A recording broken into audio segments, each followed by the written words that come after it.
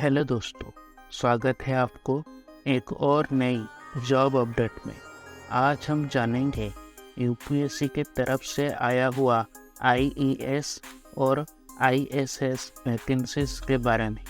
IES यानी Indian economic service और ISS यानी इंडियन स्टैटिस्टिकल सर्विस। ये दोनों सर्विस आपका सेंट्रल लेवल का जॉब है। इस सर्विस में आपको ज़्यादा ट्रांसफ़र की चिंता नहीं लेनी है। ये जॉब फुल सेटल्ड जॉब है और इसमें अच्छी खासी सैलरी भी मिलता है आपको। इस वीडियो को हमने कुछ पॉइंट में डिवाइड किया है, तो चलिए शुरू करते हैं हमारे फर्स्ट पॉइंट पे, जो कि है इम्पोर्टेंट डेट। तो इम्पोर्टेंट डेट के बारे में अगर हम बात करें तो आईईएस और आईएसएस का जो एप्लीकेशन फॉर्म फिलअप है उसका स्टार्टिंग डेट है 19 अप्रैल। 19 अप्रैल से ये फॉर्म फिलअप स्टार्ट हो चुका है और लास्ट डेट है अप्लाई ऑनलाइन का 9 मई। उसके बाद अगर हम जाने तो लास्ट डेट है फी पेमेंट का 9 मई और करेक्शन डेट है 10 से 16 मई के बीच आप करेक्शन कर सकते हैं। करेक्शन डेट मतलब अगर आप एप्लीकेशन भरते वक्त अगर आपके द्वारा कोई भी गलतियां हो जाती है तो उसका करेक्शन आप 10 से 16 मई के बीच कर सकते हैं। एग्ज़ाम डेट आपका 23 जून है। उसके बाद अगर हम अपने दूसरे पॉइंट पर जाए, जो कि है एप्लीकेशन फ़ी। एप्लीकेशन फ़ी के बारे में अगर हम बात करें तो यहाँ पे जनरल ओबीसी के लिए 200 रुपये देना पड़ेगा और SC ST physical handicap pH और फीमेल कैंडिडेट को यहाँ पे कुछ भी पैसा देना नहीं होगा। उसके बाद अगर हम पेमेंट मेथड के बारे में बात करें तो यहाँ पे आप debit card, credit card, offline चालान और या फिर नेट बैंकिंग के थ्रू भी पेमेंट कर सकते हैं। उसके बाद चलते हैं हमारे अगले पॉइंट पे, जो कि है age limit, qualification and vacancy details. Vacancy details के बारे में अगर हम बात करें तो इंडियन इकोनॉमिक सर्विस आईईएस में टोटल 18 वैकेंसी है और इंडियन स्टैटिस्टिकल सर्विस आईएसएस में टोटल 33 वैकेंसीज है। उसके बाद अगर हम बात करें एज लिमिट की तो आईईएस में आपकी एज लिमिट 21 से 30 साल के बीच होना ज़रूरी है। मतलब 21 मिनिमम एज लिमिट होना ज़रूरी है और मैक्सिमम एज लिमिट 30 होना ज़रूरी है। उसके बाद अगर हम आईएसएस इंडियन स्टैटिस्टिकल सर्विस के बारे में बात करें तो यहाँ पे भी आपकी age limit minimum age limit 21 होना ज़रूरी है और मैक्सिमम एज लिमिट 30 होना ज़रूरी है। 30 से ज़्यादा होने पर आप ये फॉर्म फिलअप नहीं कर सकते। उसके बाद अगर हम बात करें क्वालिफिकेशन के बारे में तो आईईएस में आपको इकोनॉमिक्स या फिर अप्लाइड इकोनॉमिक्स या फिर बिजनेस इकोनॉमिक्स या फिर इकोनॉमेट्रिक्स में पोस्ट ग्रेजुएट होना ज़रूरी है। उसके बाद अगर हम आईएसएस के बारे में बात करें तो यहाँ पे आपको बैचलर्स डिग्री या फिर मास्टर डिग्री इन सब्जेक्ट में होना जरूरी है। कौन कौन सा सब्जेक्ट? स्टैटिस्टिक्स या फिर मैथमेटिकल स्टैटिस्टिक्स या फिर अप्लाइड स्टैटिस्टिक्स में आपको बैचलर्स डिग्री या फिर मास्टर डिग्री करना ज़रूरी है। उसके बाद चलिए हम चलते हैं अपने नेक्स्ट पॉइंट पे, जो कि है एग्जामिनेशन सेंटर।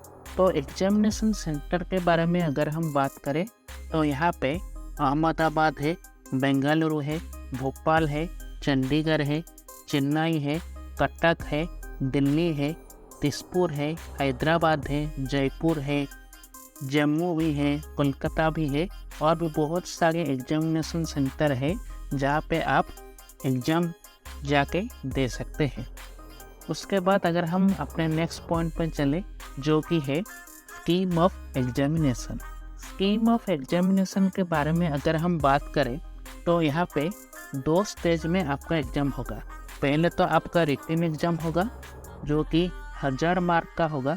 उसके बाद आपका एक वाइवा बॉस होगा जो कि एक इंटरव्यू हम कह सकते हैं एक इंटरव्यू होगा जो कि आपका 200 मार्क का होगा। उसके बाद अगर हम देखें कि क्या क्या एग्ज़ाम में आएगा, तो यहाँ पे अगर हम कोर्स से देखें तो इंडियन इकोनॉमिक सर्विस में आपका 6 पेपर होगा और इंडियन स्टैटिस्टिकल सर्विस में भी आपका 6 पेपर होगा। तो इंडियन इकोनॉमिक सर्विस IES में आपका कौन कौन सा पेपर होगा ना, जनरल इंग्लिश होगा, जनरल स्टडीज होगा, जनरल इकोनॉमिक्स 1 होगा, जनरल इकोनॉमिक्स 2 होगा, जनरल इकोनॉमिक्स 3 होगा, इंडियन इकोनॉमिक्स भी होगा। मैक्सिमम मार्क के बारे में अगर हम बात करें तो जनरल इंग्लिश आपका 100 मार्क का होगा और जनरल स्टडीज आपका 100 मार्क का होगा, यानी कि जनरल इंग्लिश और जनरल स्टडीज आपका 100 मार्क का होगा। और general economics 1, general economics 2, general economics 3 और इंडियन इकोनॉमिक्स, ये चारों आपका 200 मार्क का होगा। उसके बाद अगर टाइम के बारे में बात करें तो जनरल इंग्लिश और जनरल स्टडीज या फिर जनरल इकोनॉमिक्स 1, 2, 3, इंडियन इकोनॉमिक्स, ये सब 3 घंटे का आपको देना पड़ेगा, 3 घंटे का होगा। उसके बाद इंडियन स्टैटिस्टिकल सर्विस के बारे में अगर हम बात करें तो जनरल इंग्लिश, इसमें जनरल स्टडीज है। उसके बाद स्टैटिस्टिक्स 1 है जो कि आपका ऑब्जेक्टिव टाइप का एग्जाम होगा, स्टैटिस्टिक्स 2 है जो कि आपका ऑब्जेक्टिव टाइप का एग्जाम होगा, स्टैटिस्टिक्स 3 है और स्टैटिस्टिक्स 4 है। स्टैटिस्टिक्स 3 और स्टैटिस्टिक्स 4 आपका डिस्क्रिप्टिव टाइप का एग्जाम होगा। तो जनरल इंग्लिश आपका 100 मार्क का होगा और जनरल स्टडीज आपका 100 मार्क का होगा।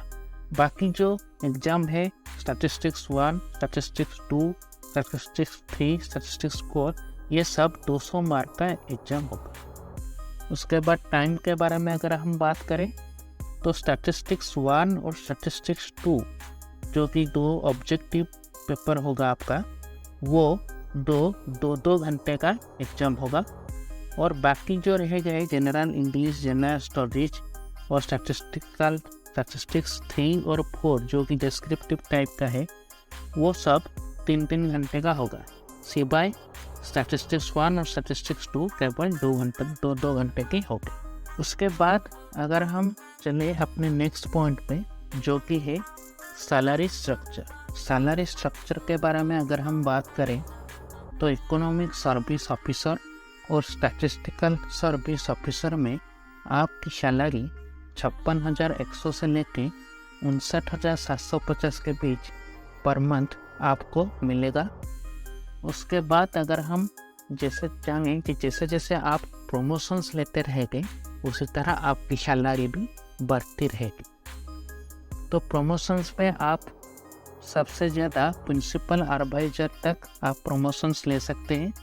प्रिंसिपल एडवाइज़र में आपकी सैलरी 80,000 पर मंथ होगा जो कि एक फिक्स्ड सैलरी होगा। तो इसका जो फुल नोटिफिकेशन है यूपीएससी में जो IAS और ISS का जो वैकेंसीज निकला है उसका जो फुल नोटिफिकेशन है मैं आपको डिस्क्रिप्शन में दे दूंगा। आप जब अप्लाई करेंगे उससे पहले वो नोटिफिकेशन को एक बार देख लीजिएगा अच्छे से। और अगर आपको ये वीडियो अच्छा लगा तो वीडियो को एक लाइक कर लीजिए, चैनल को सब्सक्राइब कर लीजिए और बेल आइकन प्रेस कर लीजिए ताकि जब भी हम नए जॉब अपडेट वाला वीडियो अपलोड करें तो आप तक नोटिफिकेशन पहुंच सके। Thanks for watching.